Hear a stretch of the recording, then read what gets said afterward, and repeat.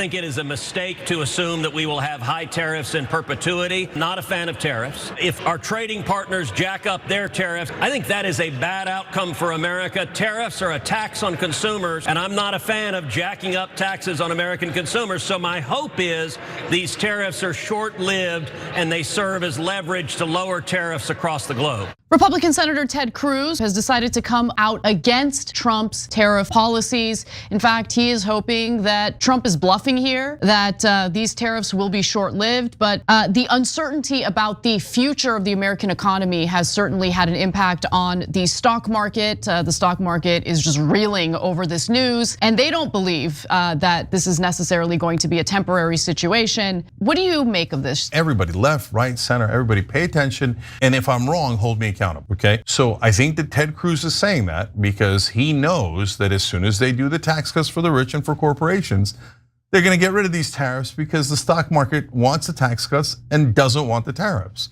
Let's get one thing straight. Trump's tariffs aren't some fantasy. They're part of a strategy, whether people like it or not. As far as I can tell, his goals are pretty straightforward, maybe twofold, maybe three, maybe more. One, by making imported products more expensive, he's nudging American consumers to choose locally made goods, which boosts our own producers. Two, the tariffs pressure foreign manufacturers to move production to the US instead of paying the import tax. And Trump's logic there is simple. More production here means more American jobs. Three, these tariffs also serve as leverage. If other countries want access to our market without extra cost, they might finally consider lowering their own tariffs on American products. That makes our goods more competitive globally. So yes, tariffs are meant to be short-term, but how short? That depends on how fast these goals are met. Now, let's not pretend there's no price to pay. Prices are going up. That's not a risk, it's a fact. But short-term pain doesn't mean failure. It means we're investing in something bigger than convenience. We're investing in our country's future.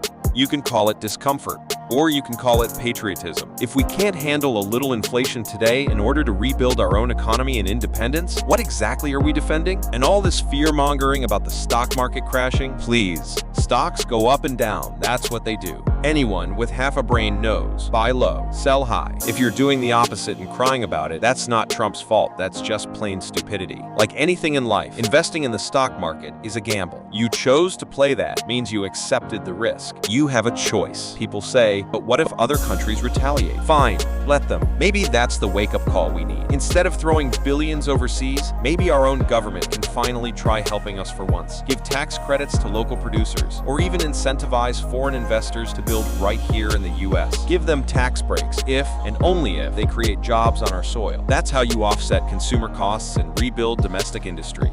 And yes, even foreign investors can get tax breaks, but only if they prove that American consumers benefit through lower prices. That's not a gift. That's a deal, and we finally set the terms. So let me get this straight. Giving tax breaks to local producers so they can lower costs and eventually lower prices for American consumers. That's a gift to corporations. Really, sounds more like a win-win. Jobs stay here, prices go down.